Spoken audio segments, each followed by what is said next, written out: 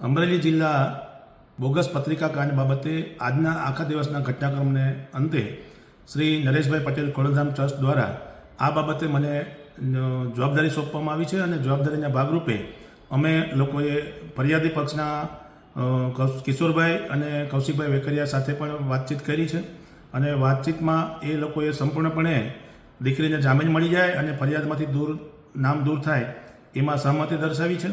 સાથે સાથે રિકન્સ્ટ્રક્શનના કામે પોલીસ દ્વારા જે દીકરીઓને રિકન્સ્ટ્રક્શન કરવામાં આવ્યું અને એના બાબતે જે સરઘસની ખોટી ગેરસમજણ ઊભી થઈ છે તે બાબતે પણ વાતચીત થઈ છે અને ખોડલધામ ટ્રસ્ટ દ્વારા આ દીકરીને ન્યાય મળે અને એનું ફરિયાદમાંથી નામ દૂર થાય જામીન અરજી આજે દાખલ કરવામાં આવી છે અને જામીન અરજીના અંતે એના જામીન મંજૂર થાય એ પ્રકારના સંપૂર્ણ પ્રયાસો કરવામાં આવશે. દીકરી અને કોઈ પણ સમાજની ક્યારે પણ આવી વાત હોય ત્યારે ખોડલધામ ટ્રસ્ટ એ બાબતે હંમેશા પીડિતની સાથે છે.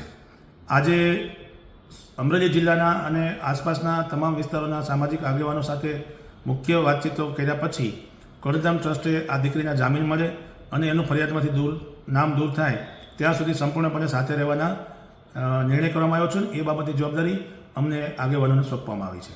કૌશિકભાઈ વેકરિયા પણ પાટીદાર સમાજમાંથી આવે છે અને દીકરી પણ પાટીદાર સમાજની છે, એટલે આનો સુલેહ ઉકેલ આવે એ માટેના પ્રયાસો થાય.